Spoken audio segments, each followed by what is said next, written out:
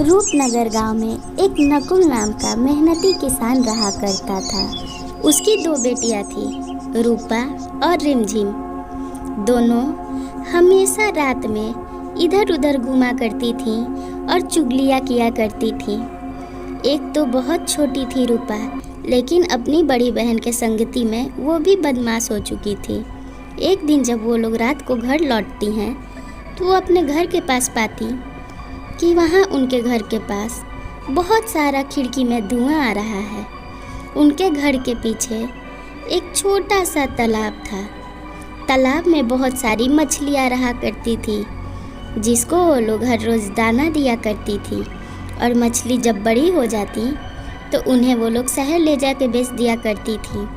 पर उस दिन वो लोग अपने खिड़की से देखती कि उनके तालाब के पास एक कोई ब्राह्मण बैठा हुआ है। ना जाने वो क्या कर रहा था। रूपा कहती, अरे अरे दीदी, जरा पास से देखो ना, वो पंडित जी वहाँ क्या कर रहे हैं। हमारी मछलियों को कोई ले ना जाए। अभी तक पिताजी भी घर नहीं लौटे। हम लोग अगर गए और वो चोर निकला और हमें जान से मार दिया तो हम लोग क्या करेंगे। अभी अभी मुझे नहीं मरना है दीदी। रिमझिम भी ध्यान से खिड़की की ओर देखती। वो लोग देखती कि एक कोई पंडित के रूप में वहाँ आदमी बैठा हुआ था और अपने सामने मिट्टी का चूल्हा लिया हुआ था। लगातार उस चूल्हे को देख रहा था। घनी बारिश हो रही थी, बादल भी गरज रहे थे, बिजलियाँ कड़क रही थी और मछलियाँ नदी में लगातार तैर रही थी। देखते ही देखते उस चूल्हे से इतनी तेज़ बारिश में भी आग निकलने लगती और अचानक वहाँ कुछ ऐसा खाना बनता जो कि वो लोग देख के चकित रह जाती। खुद ही वहाँ पे कढ़ाई चढ़ जाती और खुद ही रोटी बनने लगता था। फिर देखते देखते सब कुछ गायब हो जाता। ऐसा देखते हुए उन लोगों को थोड़ी देर हुआ, तभी वो पंडित उठ खड़ा होता और नदी से थोड़ा दूर जाता और चिल्लाता, ऐ मेरे मित्रों, आ जाओ। वहाँ पे बहुत सारे टहनियों वाला एक पेड़ निकलता। पेड़ में से देखते ही देखते बहुत सारे भूत पिशाच आ जाते। वो कहता, मैंने तुम लोगों को रुष्ठान पूजा करके बुलाया है। आओ और छा जाओ इस गांव पे। मुझे दिला दो इस गांव की आज़ादी। मैं मालिक बन के रहना चाहता हूँ। मेरी पूर्वज इस गांव में आके पूजा किया करती थी और मुझे भी वो ये पूजा के बारे में बता गई है। मैं चाहता हूँ कि सालों साल हमारे घर की ये पूजा की परंपरा चलती रहे। अगर हमसे कोई लड़े तो हम लोग जब भी चाहें उसके सारे जगह पे अपना हथिया सकते हैं। उसमें से निकले भूत पिशाच जोर जोर से हंसते और कहते, भूख लगी है खाना दो, भूख लगी है खाना दो। हंसते हुए वो पंडित कहता, जाओ, पूरा गांव तुम्हारा है। तुम्हें जो भी खाना चाहिए खा लो। इन मछलियों पर लालच मत करो। ये तो तुम्हारे लिए तुच्छ भोजन है। ये बस नाश्ते के काम करेंगी तुम्हारे लिए। अगले दिन चाय के ढाबा पे ये बात शोर हो जाती।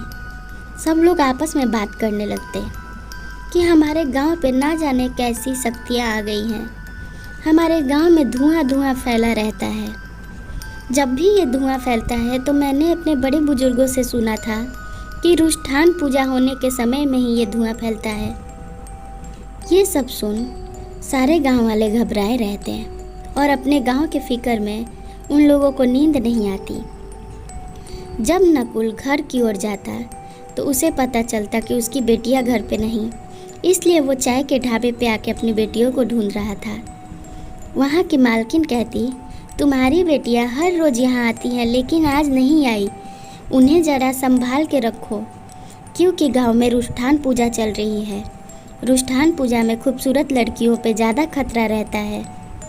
वो कहता, मेरी पत्नी तो पहले ही चली जा चुकी है मुझे छोड़ के। अब मेरी बेटियां मुझे ना छोड़ के जाए, मैं क्या करूं, कैसे संभालूं उन्हें। अगले रात फिर से वही बात होने लगती। इधर गांव का मुखिया अपनी पत्नी से बात करता, अरे भाग्यवान, ये कुहासा देख रही हो जो हमारे झोपड़ी के पास आ लगी है। मुझे तो डर लग रहा है, कहीं फिर से वो रुष्ठान पूजा शुरू तो नहीं हो गया। अब हमारे गांव को कौन बचाएगा। ये हवा भी इतनी तेज चल रही है, मौसम वैसे ही कुछ दिन से खराब चल रहा है। अगर रुष्ठान पूजा हुआ तो हमारे गांव का तो सर्वनाश हो जाएगा। उसकी पत्नी भी इसी चिंता में डूबी रहती है। उन लोगों का काम था गांव की सुरक्षा करना, क्योंकि वो इस गांव का मुखिया था। वो लोग जब रात में सोने की बात करते और याद करते कि कैसे रुष्ठान पूजा हुआ करता था, तब उन्हें ध्यान आता कि उनके गांव में उस पंडित की माँ पहले रुष्ठान पूजा किया करती थी। गांव वाले जब रात में सोते थे तो वो रुष्ठान पूजा करती।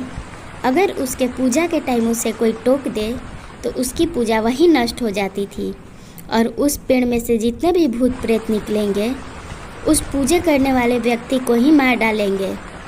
इसलिए गांव वाले प्लान बनाते हैं कि आज रात में जब उस पंडित की पत्नी रुष्ठान पूजा करने आए, हम सबको मिलके तांत्रिक बाबा की सहायता से उसकी पूजा नष्ट करनी होगी। वैसा ही वो लोग करते। वो पेड़ के रूप पकड़ते ही वो तांत्रिक बाबा अपनी जादुई मंत्र पढ़ने लगते हैं। उसमें से अंदर से चिल्लाते चिल्लाते सारे भूत पिशाच निकलते हैं और कहते हैं, कौन मूर्ख हमें नींद से जगाया। इस बारिश में मैं सारे गांव वालों को नष्ट कर दूंगा। एक बार हमें इस पेड़ से निकालो। आधी पूजा करने की हिम्मत कैसे हुई। तांत्रिक बाबा कहते हैं, लौट जाओ तुम लोग अपनी दुनिया में, कोई फ़ायदा नहीं है। ये गांव वाले बहुत ही सीधे और भोले भाले हैं, छोड़ दो इन्हें। उस पेड़ में से लंबी लंबी हाथ निकलने लगती, लेकिन तांत्रिक बाबा के लगातार मंत्र पढ़े जाने के वजह से उनकी शक्तियाँ कम होने लगती और अपनी रुष्ठान करने वाली भक्त को खा के वो लोग लौट जाते हैं। ये बात तो गांव वालों को अगले दिन पता चल जाती। अब नकुल अपने गांव छोड़ के शहर की ओर किसी के घर में जाके कुछ काम करने लगता, क्योंकि उसकी दोनों बेटियां रुष्ठान पूजा में उसी रात चली गई थी और उनका जान नहीं बचता। इसलिए वो अपने गांव में नहीं रहना चाहता, क्योंकि जब भी वो अपने गांव में रहता उसे अपनी पत्नी और बेटी की याद आती। उसका तो सब कुछ लूट चुका था। मजबूरन अपना पेट पालने के लिए वो शहर में जाके किसी के यहाँ ड्राइवर का काम करने लगता और साफ सफाई करता। ऐसी कहानी देखने के लिए चैनल सब्सक्राइब कर वीडियो को एक लाइक ज़रूर कर दे।